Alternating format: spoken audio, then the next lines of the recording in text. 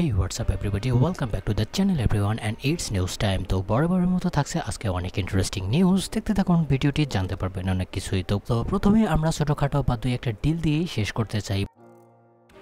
বর্তমান সময় চলছে অ্যামাজন প্রাইম ডের সেলস, যেখানে সিপিইউ গ্রাফিক্স কার্ড থেকে শুরু করে এসএসডির পর্যন্ত আমরা একটা ভালো ডিল দেখতে পারছি। বিশেষ করে যদি আমি স্যামসাং এর 990 প্রোর কথা বলি, 4TB 2TB অথবা ক্রুশিয়ালের কিছু ড্রাইভ T700 সিরিজের অথবা WD ব্ল্যাকের কথা বলি, তো 4TB পাওয়া যাচ্ছে প্রায় $250 কাছাকাছি, যেটা আউটস্ট্যান্ডিং একটা ডিল বলা যেতেই পারে। আর এগুলো কিন্তু Gen 4 এসএসডি। আর Gen 5 ক্রুশিয়ালের পাওয়া যাচ্ছে শুধুমাত্র $341। তবে বাংলাদেশে এর কথা একবার চিন্তা করুন, এতটা ক্রাইসিস চলছে সেলসের উপরে, অবশ্যই সেটা আর এর প্রভাব হয়তোবা আমরা এসএসডি মার্কেটে বাংলাদেশে দেখতে পারবো। বিষয়গুলো এরকম না যে অ্যামাজন যে সকল এলাকায় আছে বা দেশে আছে সেগুলোর জন্যই প্রযোজ্য। এর ফলে হয় কি, অন্যান্য দেশের বা অন্যান্য আউটলেট বা যারা রিটেইলার আছে তাদের উপরেও কিন্তু এর প্রভাবটা পড়ে থাকে। তারপরে যদি আমরা সিপিইউর কথা বলি, তো বর্তমান সময়ে Ryzen 7000 সিরিজের যে সকল সিপিইউ আছে X3Dর, এগুলোর প্রাইস তো অবশ্যই ইনক্রেডিবল বলতেই হবে। Ryzen 9 7950 X3Dর মতো প্রসেসরের প্রাইস শুধুমাত্র $450 বা $60 মধ্যে পাওয়া যাচ্ছে। Ryzen 7 7700X এর প্রাইস শুধুমাত্র $245 পাওয়া যাচ্ছে। বা ইভেন অনেক আপনারা সিপিইউ যেগুলো লিস্টে দেখতে পারছেন সেগুলো কিন্তু মোটামুটি ভালোভাবেই সেলস হচ্ছে এবং একটা ভালো বা অ্যাফোর্ডেবল প্রাইসে থেকে। তো now let's jump into the news. তো প্রথমের যে নিউজ বা লিকটি আমাদের সামনে আসছে, এটা আসছে ইন্টেলের কাছ থেকে। আর ইন্টেলের আপকামিং কোর আলট্রা সিরিজ অথবা অ্যারোলেক আপগ্রেড যে সকল সিপিইউ আসবে সেগুলোর ক্লক আমাদের সামনে চলে এসেছে। শুধু এটিরই এসেছে, অর্থাৎ কোর আলট্রা 9 285K যে সিপিইউটি হবে, এটির এবারের বুস্ট ক্লক আপ টু যেতে পারে 5.7 GHz। ইটস কোয়াইট শকিং, তাই না? কারণ এর আগের বারেই ছিল 6.0 GHz অথবা 6.2 GHz, যেটা কেএস ভ্যারিয়েন্ট ছিল। এবার অনেকটা কম হচ্ছে। শুধু তাই না, এখানে যদি আমি থ্রেড কাউন্টের কথা বলি তো এটাও অনেকটা কম হচ্ছে, অর্থাৎ 24টা কোর এবং 24টা থ্রেডের সাথে আসবে। এটা তো গেল পি কোর। আমি যদি ই কোরের কথা বলি তো এখানে কিন্তু আগের বারের তুলনায় অনেকটা ইনক্রিজ করেছে ক্লক, অর্থাৎ 4.7 GHz নিয়ে আসা হবে। আর অন্য সকল ক্লক মানে অন্য সিপিইউর কথা বলছি, সেগুলো এখনো পর্যন্ত সামনে আসেনি। আর এই বিষয়টি আমাদের সামনে নিয়ে এসেছে আমাদের আরেকজন ফেভারিট লিকার রাইচু, যার লিককে অনেকটাই ট্রাস্ট না করে অন্য কোথাও যাওয়াও যায় না।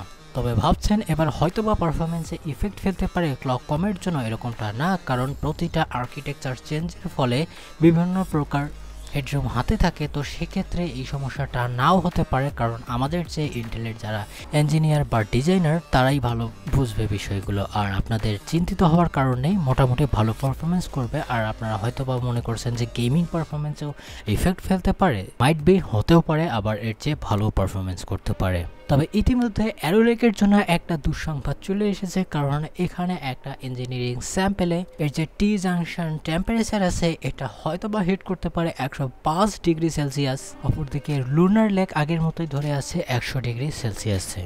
তারপরের যে একটা রিপোর্ট এসেছে আমাদের সামনে, সেটা অনেক গুরুত্বপূর্ণ বিষয় আমাদের সামনে তুলে ধরে। আর এখানে একটা পোল করা হয়েছিল টেক পাওয়ার আপের মতো পাওয়ারফুল একটা ফোরামে, যেখানে দেখা গেছে বা এখানে বলছিল যে কেউ কি আপনারা চান যে এক্সট্রা টাকা পে করে আপনারা এআইয়ের জন্য হার্ডওয়্যারের উপরে খরচ করতে। তো এখানে ওয়াপিং 84% পিসি ইউজাররা বলেছে যে থাক, সবকিছুই ঠিকঠাক, আমাদের ভ্যালু দরকার, এআইয়ের দরকার নেই।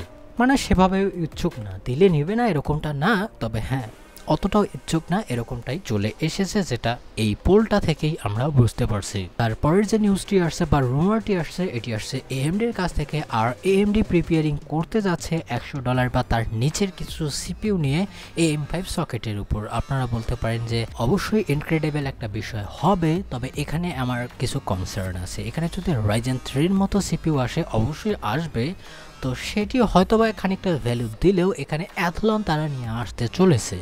বাই দ্য ওয়ে, আপনাদেরকে কিন্তু অবভিয়াসলি তাদের কাটিং এজ যে টেকনোলজি আছে, অর্থাৎ প্রসেস নোড, সেটি এখনকার পাবেন না। 7 এনেই পাবেন। তবে আপনি একটা জিনিস চিন্তা করুন, আপনি যদি একটা M5 প্ল্যাটফর্মে উঠতে চান তাও আবার অ্যাথলন দিয়ে, আমার মনে হয় না যে আপনি কোনোভাবে ভ্যালু অ্যাড করতে পারবেন এখানে। প্রথমত অ্যাথলন আসলেও আপনি 10,000 বা 8,000-এর নিচে নাও পেতে পারেন, যেহেতু এগুলো একটু চেঞ্জ হতে চলেছে। তাছাড়াও যদি আমি অল প্ল্যাটফর্মের কথা বলি, DDR5 মেমোরির একটাবার দাম দেখুন। তাছাড়াও যদি মাদারবোর্ডের কথা বলি সেক্ষেত্রে আকাশচুম্বী প্রাইস। তো সেক্ষেত্রে একটা ভালো বিষয় হয়, যাদের বেশি পারফরমেন্সের দরকার নেই, আপনারা যদি রাইজেন 5000 সিরিজের জি ডেস্কটপ দিয়েও যদি আপনারা বিল্ড করেন, আপনাকে এর চেয়ে বেটার ভ্যালু দিবে। পারফরমেন্সও আপনি কোনো খারাপ পাবেন না, মোটামুটি ভালো পাবেন, আর ভ্যালু আপনাকে দিয়ে দিবে। বাই দ্য ওয়ে, এখানে আর একটা জিনিস ভাবার দরকার নেই যে কোরাই 7 7700K এর তুলনায় কোরাই 3 10100 অথবা 12100 যেরকমটা হয়েছিল সেক্ষেত্রে এখানেও হবে, এরকমটা হবে না। আপনারা ভ্যালুর দিকে দেখুন। আমি একবার বিষয়টিকে খারাপ বলছি না, তবে ভ্যালুর ক্ষেত্রে অনেকের ভালো নাও হতে পারে। বাই দ্য ওয়ে, এখানে AMD Ryzen 9000 সিরিজ অথবা Gen 5 আর্কিটেকচারের একটা বিশাল বিষয় আমাদের সামনে চলে এসেছে। এলডোরা যে সিসিডি চিপগুলো দেখতে পাচ্ছেন দুইটা এখানে দেখা যাচ্ছে, তো এইগুলোর প্রসেস নোড হয়েছে TSMCর 4 ন্যানোমিটার N4P টেকনোলজিতে, যার ফলে হয়েছে কি, এখানে যে ট্রানজিস্টরের ডেনসিটি সেটা অনেকটা কমে এসেছে, যেখানে মোর ট্রানজিস্টর কাউন্ট আমরা দেখতে পারবো।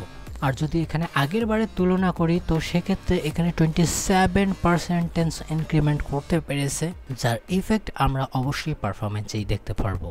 তারপরে যদি কথা বলি ইন্টেলের, অবশ্যই বলতে হবে নেক্সট জেনারেশন প্যান্থেরা লেগের কথা। 300 সিরিজের এই সিপিইউগুলোর নামকরণ হয়তো বা আসতে পারে 16টা সিপিইউ করে সাথে আমরা দেখতে পারি, আর 12টা জেন Xe3 গ্রাফিক্স প্রসেসর অর্থাৎ ইন্টিগ্রেটেড হয়ে আসবে, যেটা অবশ্যই মাউথ মোর পাওয়ারফুল হবে, যেটা ইজিলি AMDর এপিইউকে, সাধারণ যে সকল এপিইউ আছে সেগুলোকে টক্কর দিতে পারে ইন টার্মস অফ গেমিং এবং প্রোডাক্টিভ কাজের জন্য। বাই দ্য ওয়ে, নেক্সট জেনারেশনের সিপিইউর কথা বলছি তো অবশ্যই বলতে হবে Gen 6 এবং Gen 7 আর্কিটেকচারের কথা। Gen 6 এর উপর কাজ এখন থেকেই চালু হয়ে যাচ্ছে, আর Gen 7 আর্কিটেকচার অবশ্যই আন্ডার ট্র্যাকেই আছে। বেশি ইনফরমেশন দিয়ে আপনাদেরকে বোরিং করব না, চলে যাই পরবর্তী নিউজে। আর এটা আসছে এনভিডিয়ার কাছ থেকে। এনভিডিয়া হয়তোবা এবার ভালো কিছু একটা করতে যাচ্ছে, যেটা এর আগে অতটা লক্ষণীয় ছিল না, কারণ তাদের যে কুডা হার্ডওয়্যার এবং সফটওয়্যার সাপোর্ট, এটি আপনারা ডিরেক্টলি রান করতে পারেন এনভিডিয়ার জিপিইউতে স্কেল টুল ইউজ করে। এর আগে আমরা ইমার্স করতে দেখেছি জেলডাকে, অর্থাৎ এটা সংক্ষেপে আপনাদেরকে বলি, যারা প্রোডাক্টিভ কাজ করে থাকেন তাদের জন্য কুডার নাম শুনেছেন, কুডা কোর বা কুডা এক্সেলারেশন, সেটিকেই ব্যবহার করা যাবে এখন AMDর জিপিইউতেও, যেটার জন্য অনেক সময় এক্সট্রা পে করতে হতো। আর এটা কিন্তু আমার বক্তব্য নয়, স্পেকট্রাল কম্পিউটারের সিইও মাইকেল স্যান্ডারগার্ড। অ্যান্ড শেষের যে নিউজটি আসছে সেটি অবভিয়াসলি এনভিডিয়াকে কেন্দ্র করে, কারণ আপকামিং তাদের যে RTX 50 ক্লাসের গ্রাফিক্স কার্ড হবে সেগুলো হয়তো বা আপনাদের সামনে রিভিল হয়েই যাচ্ছে কয়েক সেকেন্ডের মধ্যে। আর যারা আমার কমিউনিটি পোস্ট দেখেছেন তাদেরকে ধন্যবাদ, তারা তো আগেই জেনে গেছেন। তো আপনাদেরকে বলি, এনভিডিয়া আসলেই এবার তাদের টিডিপির ক্ষেত্রে এক্সট্রিম কিছু করতে যাচ্ছে। যদি কথা বলি RTX 5090, তো এটা হয়তো বা 500 ওয়াটের দিকে যেতে পারে তার টিডিপি। ইয়েস, আগের বারের তুলনায় প্রায় 50 ওয়াট বেশি। শুধু তাই না, এটার বাদে যদি আমি অন্য সকল জিপিইউগুলোর কথা বলি, RTX 5080 সেটা 350 ওয়াট হবে, যা আগের বারের তুলনায় অনেকটাই বেশি। RTX 5070 মোটামুটি 220 ওয়াটে থাকতে পারে, যেটা আগের বারের তুলনায় আবারও বলছি 50 ওয়াট প্লাস। RTX 5060তেও 170 ওয়াটের টিডিপি দেখতে পারবো, যা আগের বারের তুলনায় আবারও 50 ওয়াট বেশি।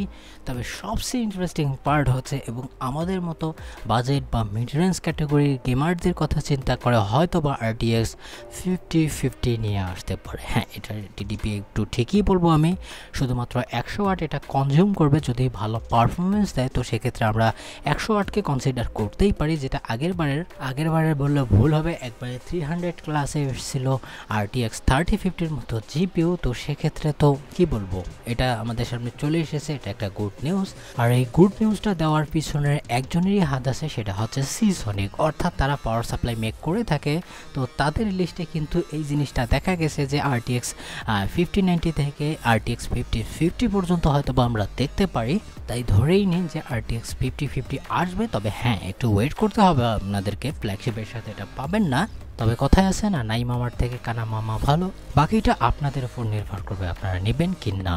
আই হোপ যে আমি আপনাকে নিরাশ করিনি। যদি করে থাকি ডিসলাইক দিয়ে দিতে পারেন, ভালো লাগলে লাইক। আর যেই জিনিসটা বলি, আপনারা বেল আইকনে প্রেস করেন না, এটা একটা দুঃখের বিষয়, তো সেটাও করে নেবেন। ভালো থাকবেন, সুস্থ থাকবেন, বাই বাই।